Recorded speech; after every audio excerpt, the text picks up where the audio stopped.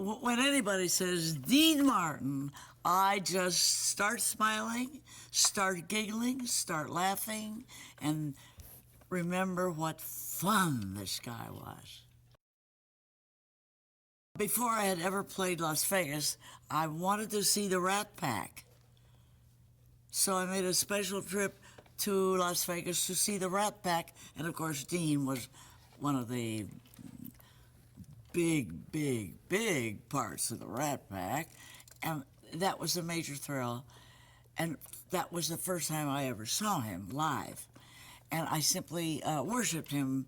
He was so loose and free and honest and gay and wonderful, and you know, a lot of comics come out of the heart of America, Indiana, I believe, or was it Ohio? Steubenville. What was it? Steubenville? Ohio, of course, where I am from. So I always identified with him because he was always smiling and laughing and wonderful. Nobody's ever figured it out.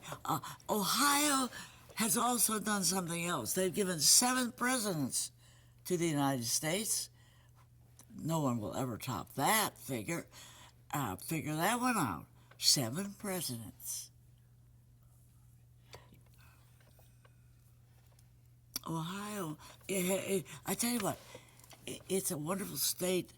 People are bright, honest, nice, down to earth. They believe in the work ethic. They believe in the work ethic, and they believe in education. I don't know of a little town in Ohio that doesn't have a college. And then even the colleges sometimes become universities. It's amazing. Of course, I'm crazy about Ohio. Well, the Rat Pack was a wonderful thing, and it could only have happened at the Sands Hotel where it did because it had a thrust stage.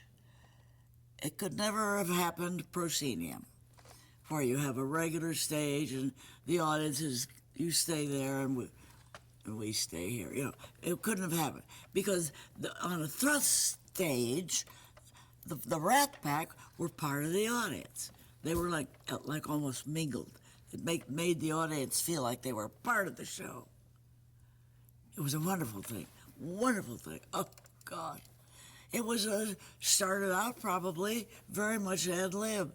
These are the days in Las Vegas when people used to dress up. They dress up to go to the show because, especially at the Rat Pack thing, ladies would, the stars, the young stars would come in with mink stoles and long dresses and hot damn. It all started in Atlantic City at a big, huge club where they had 2 stages.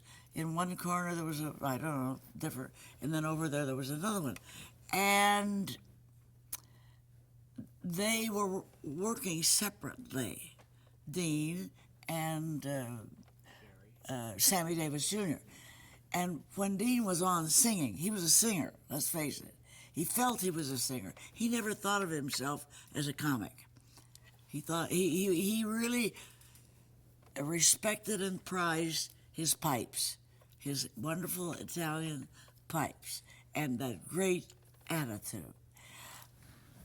But he was on, and a little boy,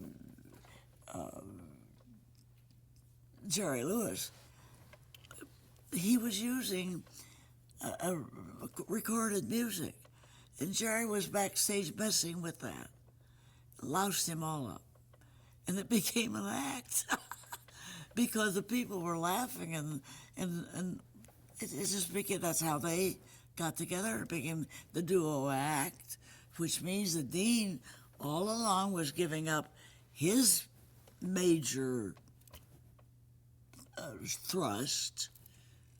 And of course, this is, at first, well, this was when Jerry was totally crazy, you know, doing crazed type work, which was terribly funny. Oh, I just loved the show. I have such respect for Greg Garrison, who was the director, because I have a feeling, and Lee, of course, these couple of geniuses who put it together, because there was that fireman pole, Dean. I remember that vividly. And then at the time, I had an idiot husband who put one in our house, a fireman pole. Now, you know, you don't really need a fireman pole in your house.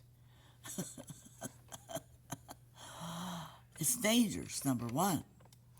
If people are ever going to have a drink in this house, you don't need a hole in the second floor for people to fall down or try the pole and break a leg. Every time I was invited, I was thrilled beyond thrill, because to work with Dean was like having a lovely, lovely friend who cares about your work and how you look. He was generous. He wasn't out there looking like Dean Marttn. Of course, that came with the package. And he was so much fun to work with. Oh, God, I love to work with him. And I remember the things on the show were so imaginative, so way out. And I loved the idea of the pianist. And the pianist, his Jewish mother, the pianist had a Jewish mother, Kay Medford, who used to come and check on her son, but it was done so that you really believed it. Here's a typical Jewish mother, and she wanted to know what he had for breakfast. And she's leaning on the piano like nothing's going on. And you bought it. You bought it. And then, of course, the gold diggers. All those cute young girls. You had to hate them. It's true, he arrived at 12 noon. We had been there since early in the morning, rehearsing and doing all the dull stuff. He would come in bouncy, happy, and just do the show. And he never flipped the lid. He was perfect. Well, it kept it fresh. You know, nothing kills comedy like rehearsal. You can only laugh at a line you've heard for the first time. And you've heard it once. Now you can laugh. No, not if you're going to over and over and over. You don't beg comedy, and you don't rehearse comedy. And he was comedy. My favorite is where Dean visited me in my kitchen. And of course, my kitchen was a mess, and it was so free-form. We could throw dishes and spill food and just keep talking, and that was my favorite thing I ever did with Dean. And it was truly with Dean, which I loved, and close to my heart. It was way funnier than most variety shows. I make an exception of say, Carol Burnett. But it was the funniest, and it seemed to be pointed more toward comedy. Because a variety show, all you have to have is some dancers, music, okay? He had a lot of funny ideas, a lot of funny things going on, and a lot of funny. I think his main thrust was to keep those letters and cards coming in. You know, it was hot dog. It was what a deal. My first image, which I was trying to project, was a flapper image of that would be that Great Depression, where the flappers wore the short hair.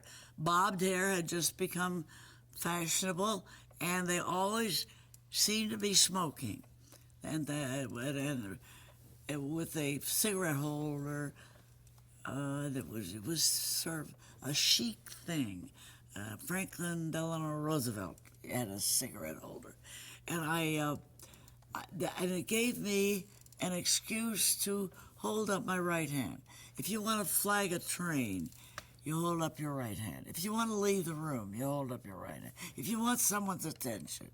So it gave me a chance to hold it up. You'll find with all the old fellows, the old comics, they had a cigar. They would use that for timing. I used this cigarette holder for chopsticks, for knitting. I mean, it was very useful. I gave it up when the handheld mic with no wire. I couldn't resist that. And being right-handed, I took that little wonderful mic with no wire breakthrough. That meant goodbye. Cigarette holder. I'm very much against smoking. It's lethal. Already this year, 500,000 people have died from smoking. I can't imagine why anyone would smoke knowing that it's a killer.